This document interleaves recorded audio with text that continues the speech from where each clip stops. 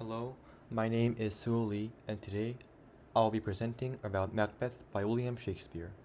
My presentations will cover two key topics in the play: faith versus free will, and masculinity versus femininity. Among various themes of Macbeth, I will mainly explain about these two while delivering how Shakespeare conveys that ambition, guilt, and social expectations lead Macbeth towards his tragic downfall.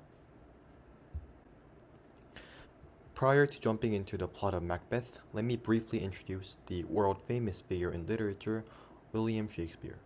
Shakespeare was an English playwright and poet who is considered one of the greatest writers in history.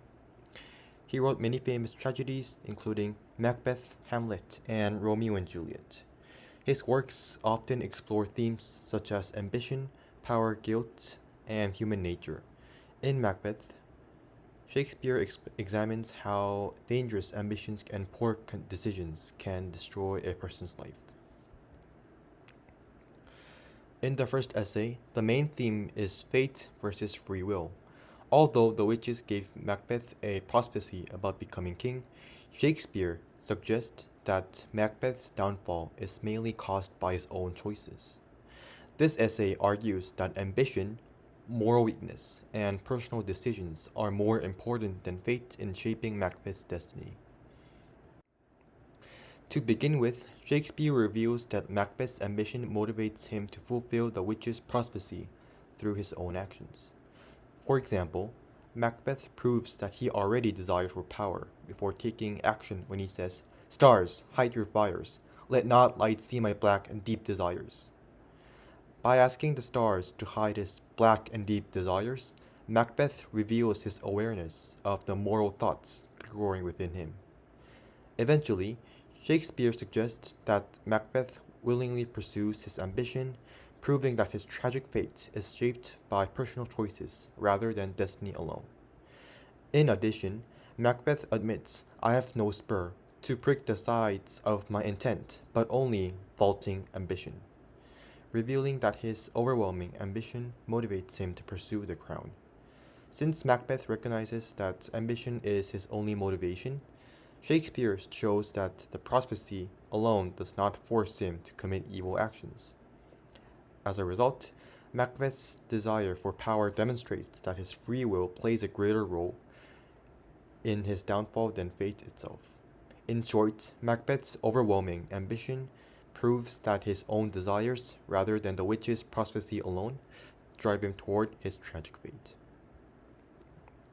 Furthermore, Shakespeare demonstrates that Macbeth's moral weakness causes him to give in to guilt, fear, and temptation after hearing the prophecy. Before murdering King Duncan, Macbeth sees a vision of a dagger leading him towards the crime, asking, "Is this a dagger which I see before me, the handle toward my hand?" Because the dagger appears before Macbeth commits the murder, Shakespeare illustrates that Macbeth's inner conflict and weakening morality. As a result, Macbeth's vision demonstrates that his guilt and temptation influence his actions more than the prophecy itself. After becoming king, Macbeth becomes overwhelmed with fear and paranoia, admitting, "Will all great Neptune's ocean wash this blood clean from my hand?" Through Macbeth's imagery of blood that cannot be washed away, Shakespeare emphasizes how guilt and paranoia poison his mind after gaining power. Eventually, Macbeth's mental instability reveals that his tragic downfall is caused by his own moral weakness rather than the fate alone. In conclusion, Macbeth's moral weakness leads him to succumb to guilt and paranoia, proving that his downfall stems from his own inner flaws rather than destiny alone. Lastly, Shakespeare emphasizes that Macbeth's personal choices ultimately lead him to fulfill his tragic fate, rather than fate controlling him completely. After deciding to murder King Duncan, Macbeth declares, "I'm settled, and I bend up, each corpuscle again agent to this terrible feat." Because Macbeth concisely chooses to commit the murder, Shakespeare demonstrates that his acts through his own free will rather than being forced by fate. Consequently, Macbeth's downfall begins with a deliberate decision that he willingly makes to gain power. After hearing the witch's second set of prophecies, Macbeth resolves to act without hesitation, stating, "From this moment, the very firstlings of my heart shall be, the firstlings of my hand." At the moment Macbeth decides to immediately act on his violent thoughts, Shakespeare reveals how power and ambition completely control his judgment. Ultimately, Macbeth's impulsive choices prove that his tragic fate is shaped by his own actions instead of destiny alone. In conclusion, Macbeth's deliberate decisions throughout the play demonstrate that free will, rather than fate, ultimately causes his tragic downfall. By delivering the message about Macbeth's downfall, which was the consequence of his own predetermined choices, Shakespeare successfully depicts how a man's reputation can turn upside down. Yet Shakespeare not only explores fate and ambition, but also examines how masculinity and femininity influence the actions of Macbeth and Lady Macbeth. To begin with, Shakespeare reveals that ambition leads Macbeth and Lady Macbeth to reject traditional gender roles in order to gain power. After learning about the witch's prophecy, Lady Macbeth called upon evil spirits to come, "You spirits that tend on moral thoughts, unsex me here." By asking to be unsexed, Lady Macbeth symbolically rejected the qualities traditionally associated with women, such as compassion, kindness, and emotional sensitivity. She believes these feminine traits could weaken her ability to pursue power through violence. Instead, she desired qualities linked to masculinity, including aggression, dominance, and cruelty. Shakespeare presents Lady Macbeth as challenging traditional gender expectations because she associates power and authority with masculine behavior. In contrast, Macbeth initially displayed hesitation and emotional conflict before murdering King Duncan. He admitted, "I have no spur to prick the sides of my intent, but only vaulting ambition." Through Macbeth, Although Macbeth was introduced as a brave warrior, this confession reveals his uncertainty and moral awareness. Rather than acting fearlessly and decisively, Macbeth carefully considered the consequences of murder and struggles emotionally with his conscience. Shakespeare portrays Macbeth with qualities stereotypically associated with femininity during the Elizabethan era, as including sensitivity and emotional vulnerability. Consequently, ambition causes both Macbeth and Lady Macbeth to abandon traditional gender expectations, ultimately destroying their morality and humanity. Furthermore, Shakespeare demonstrates that manipulation allows Macbeth and Lady Macbeth to reverse traditional ideas of masculinity and femininity.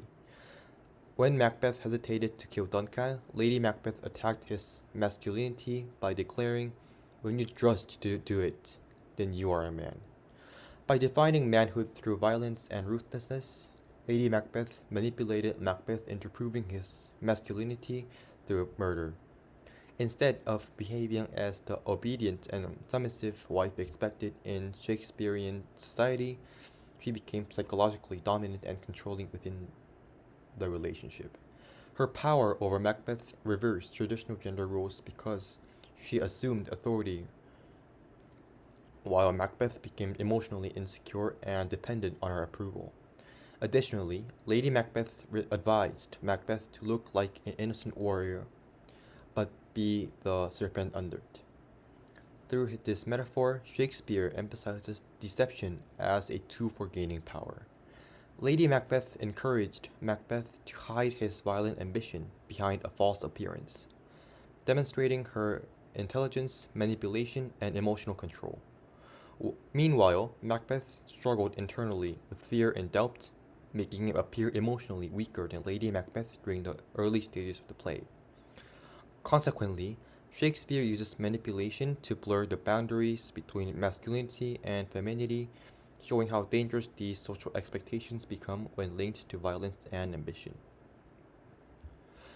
Lastly, Shakespeare emphasized that emotional conflict causes Macbeth and Lady Macbeth to suffer after rejecting traditional gender roles and pursuing power through violence. After murdering King Duncan, Macbeth hears a voice cry, "Sleep no more! Macbeth does murder sleep. Since sleep symbolizes innocence and peace, Shakespeare illustrates how guilt immediately begins to destroy Macbeth's mental stability.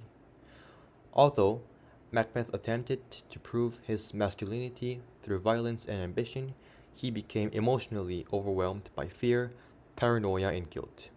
His psychological instability contrasted with the traditional masculine expectation that men should remain emotionally strong and in control.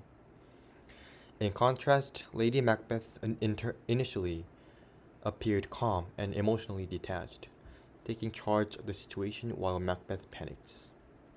However, Shakespeare later reverses these roles again when Lady Macbeth desperately cries, "Out, damn spot, out, I say." Earlier in the play, Lady Macbeth rejected feminine compassion and presented herself as ruthless and masculine. However, by the end of the play, her overwhelming guilt caused her mental collapse. Shakespeare reveals that she cannot permanently suppress her emotions or conscience despite attempting to reject her femininity. As a result, both Macbeth and Lady Macbeth experienced intense psychological suffering after abandoning morality in their pursuit of power. Through their downfall, Shakespeare suggests that rejecting natural human emotion and embracing violent expectations of gender ultimately leads to destruction and despair. What are some moral lessons from Macbeth? It says that unchecked ambition can destroy a person, and power gained through violence leads to guilt and fear, like Macbeth did, and ignoring morality causes more suffering. Negative gender expectations can pressure people into harmful actions. Lastly, free will and personal decisions decide the destiny. To compare the both essays, which was the Fate versus Free Will and Masculinity and Femininity, for the Faith versus Free Will essay, Macbeth controls his destiny, explores personal choice, and the witch's prophecy drives the conflict. For the Masculinity and Femininity essay, the society influences Macbeth's identity, explores gender expectations, and gender roles and manipulations drive the conflict. The similarity that these two essays have is that both essays explore Macbeth's downfall. Ambition is a central cause of destruction. Macbeth by Shakespeare. So Shakespeare warns about dangerous human desires. And lastly, the guilt and paranoia appear in both themes. In conclusion, Shakespeare uses Macbeth's story to explore fate, ambition, guilt, and gender roles. Macbeth's downfall is caused more by his choices than the destiny alone. Gender expectations and emotional repression increase the tragedy, and Macbeth remains relevant because it explores human weakness and the consequences of immoral choices.